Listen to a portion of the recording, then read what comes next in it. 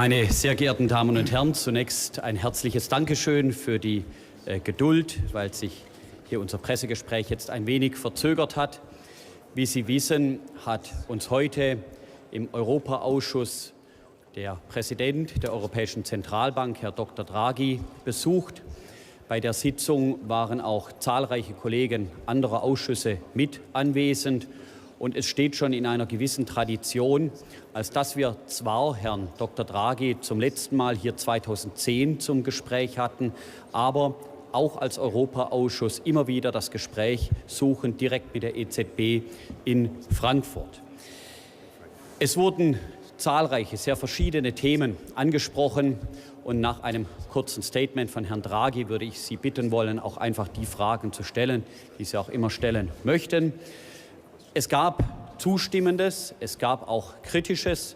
Zustimmend in jedem Fall, weil die EZB in einer sehr, sehr schwierigen Situation damals und in Person von Herrn Draghi ankündigte, den Euro mit allen Mitteln, mit allen Maßnahmen zu verteidigen. Das hat sehr beruhigend auf die Märkte damals gewirkt, wie Sie wissen. Aber man muss sich natürlich auch die Gedanken machen, die Liquidität, die man in die Märkte hineinpumpt, auch dann wieder einsammeln zu müssen und zu können. Das Ziel, den Euro stabil zu halten, diesem Ziel ist die EZB immer gerecht geblieben. Die anhaltende Niedrigzinsphase, die Investitionen ermutigen soll, bei uns in Deutschland, aber auch in Europa, birgt aber auch ihre Gefahren. Gerade langlaufende Sparprozesse sind nicht mehr lukrativ. Lebensversicherungsgesellschaften bei uns in Deutschland geraten unter Druck. Aber es sind auch die heimischen Volksbanken, die Sparkassen, die ihre Geschäftsmodelle vor allem auf der Kreditwirtschaft aufbauen und ihre Einnahmen weniger aus Spekulationen oder Derivatehandel heraus generieren. Was auch angesprochen wurde, dass die Niedrigzinspolitik wie ein verstecktes Rettungspaket wirkt, zu dem allerdings der Deutsche Bundestag auch nie die Zustimmung gegeben hat. Wir respektieren die Unabhängigkeit der Europäischen Zentralbank, aber gleichwohl in ihrem Mandat. Wie gesagt, es wurden sehr, sehr viele Bereiche angesprochen, aber es war auch Herr Draghi selbst, der die Strukturreformen und die Notwendigkeit von Strukturreformen angesprochen hatte, gerade in vielen europäischen Ländern, vor allem natürlich auch in den südeuropäischen. Diese Strukturreformen müssen beherzter angepackt werden, damit letztlich die Europäische Zentralbank den Spielraum hat, aus der Geldpolitik, aus der expansiven Geldpolitik dann auch wieder aussteigen zu können. Und da sind natürlich die Mitgliedstaaten gefordert. Das liegt in der Verantwortung der Mitgliedstaaten und dann natürlich weniger der EZB, weil es geht im Kern darum, die Wettbewerbsfähigkeit zu steigern. Und bei dieser Wettbewerbsfähigkeit oder Steigerung der Wettbewerbsfähigkeit muss noch viel getan werden. Das hat auch der Präsident der EZB immer wieder unterstrichen. Mehr Ausgaben im Bereich von Bildung und Forschung, von Innovation und vielem anderen mehr, was dann auch hilft, eben hier die Strukturen in diesen Ländern weiter zu verbessern. Das waren in wenigen Sätzen jetzt auch die Themen bei uns im Europaausschuss heute Nachmittag. Und ich würde jetzt Herrn Dr. Draghi bitten für sein Statement. Well, thank you, Mr. Chairman. First of all, I express my gratitude for having been invited and had this opportunity to exchange views with the people who are in a sense, the most informed about the people's needs. So, first of all, I express my gratitude. I also have to express my appreciation for the various speakers' appreciation for ECB action. So I'm very thankful for all the praise that ECB action has received, and basically for the respect of its independence, also for the awareness that the various speakers expressed about the difficulty of our task. We have discussed the effectiveness of our measures, and I made the point that our measures are effective, that we see the effectiveness in the recovery, that it's proceeding at the modest but steady pace. We see that it's effective because of the improvements in the labor market, where the unemployment rate continues to decrease. And more generally, we briefly compared this situation today with the one when I've been invited here 4 years ago. And all of us acknowledge that the situation is definitely better. We discussed also about the unintended consequence of the risks that a low interest rate policy for a long time may entail. I had the opportunity also to express my awareness, our awareness for these risks. So the ECB is sensitive to these risks and to the people's concerns for the low interest rates, to the concerns expressed by savers and by pension funds and by insurance companies.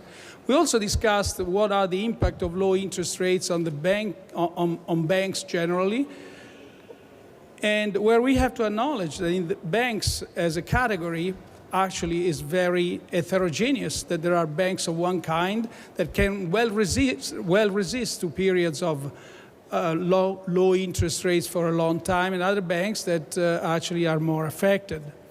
We also said that many banks have problems that don't have to do primarily, or some banks have problems that don't have to do primarily with a low level of interest rates, but possibly with other reasons, either business model or risk management. And also this was generally acknowledged. So it was a very satisfactory exchange, and the expectation is that the ECB would continue until it has reached its objective, namely of an inflation rate for the Eurozone, which is close but below 2% in the medium term. Thank you. Vielen Dank, Herr Präsident. Ich darf jetzt um Ihre Wortmeldungen bitten. Herr Lanik, habe ich gesehen. Bitte sehr. Und wenn Sie so nett wären, natürlich Ihren Namen noch mal zu nennen und das Medium, das Sie vertreten. Bitte sehr. Wir haben ein Mikrofon hier. Thomas Lanich von dpa, die Deutsche Presseagentur. Herr Präsident, ich wüsste gerne, ob die Bedenken, die Sie hier in Deutschland hören, im Grunde dieselben sind wie in allen anderen Ländern oder ob es da auch einen speziellen deutschen Aspekt dabei gibt. Danke. Well, I think that I would say the concerns are general to all savers that see their returns on their savings being sacrificed by the low interest policy. But I think the situation in Germany is different, and the volume of these concerns, the vocality of these concerns is certainly higher in Germany. So that doesn't make any difference for us, really, in a sense that we are sensitive, we do care about these concerns, and we are also aware that it's only in reaching our objectives of price stability that these concerns can be addressed forever.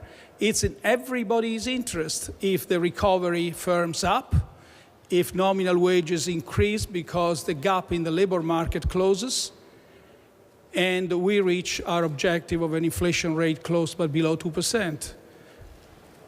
Everybody would benefit from it, savers and pensioners and insurance companies and pension funds as well. At that point, interest rates will go up. I think, as I've said on another occasion, for interest rates to go up, they have to be low together. They have to be low now. Bitte sehr, und dann war hier noch eine weitere Frage. Michael Nienaber from Reuters News Agency. Mr. Draghi, the head of the German Private Banking Association, Michael Kammer, said this morning that the ECB's low interest rates are partly to blame for the problems that German lenders like Deutsche Bank are currently facing. Do you share this view, and would you say that the problems at Deutsche Bank could pose a systemic threat to the stability of the financial and banking sector in the Eurozone? Thanks. Thank you. No, I don't share this view. And in fact, you said why. If a bank represents a systemic threat for the Eurozone, this cannot be because of low interest rates. It has to do with other reasons. Bitte, das Mikro. Mr. Draghi, my name is Annette Weisbach from CNBC.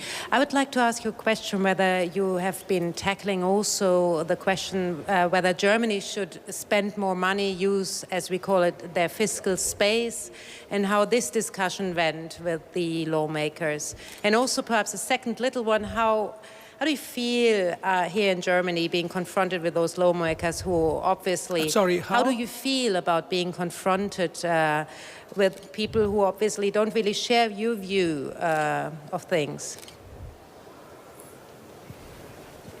Well, I can answer to the second question first. Namely, I cherish occasions for debate, to listen to people who have different views. It's very important for us because it forces us to think more about our views, although not changing them, of course.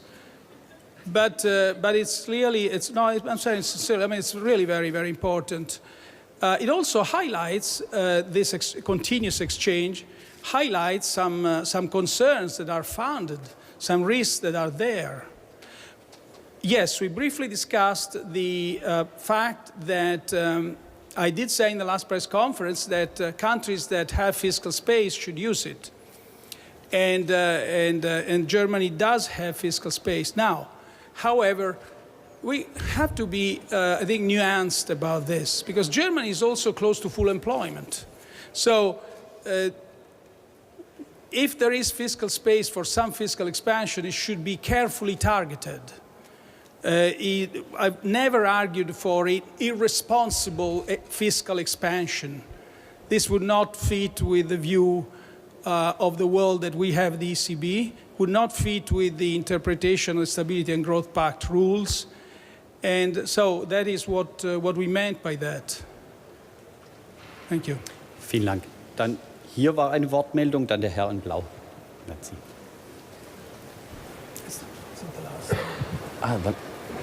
My name is Christian Wilp from NTV, German news channel. Mr. President, also a question concerning Deutsche Bank. Do you think it would be appropriate for the German government to save the bank if necessary? I'm sorry, but I won't comment on individual institutions. I've said that also in the previous debate. For the sake of our so-called separation principle, I would not comment on individual institutions. If you allow, Mr. President, one last question. Yes. The last question, please, and the micro has to go on. Rino Pellino from RAI, Italian television. Mr. President, you said that the situation now is much better than 4 years ago. Do you have the feeling that also the critics are better than 4 years ago, the critics that you have heard here in the Bundestag? And do you have the feeling that the Bundestag is more sensitive to the need to improve the growth in Europe? I think the answer is a yes to both questions. The general atmosphere of this exchange was based on an economic situation that on average, which doesn't mean that everybody is better off, but on average is much better than it was 4 years ago. And so the atmosphere of the debate, in a sense, was more serene. That is, and certainly, yes to the second question as well, almost, I think, all speakers spoke in favor of higher growth. they do share this objective for a firming up of the recovery. Thank you. Ja, herzlichen Dank auch Ihnen, Herr Präsident Draghi. Ich glaube, auch die Diskussion heute Nachmittag hat gezeigt, wie wichtig es ist, auch unseren Dialog fortzusetzen.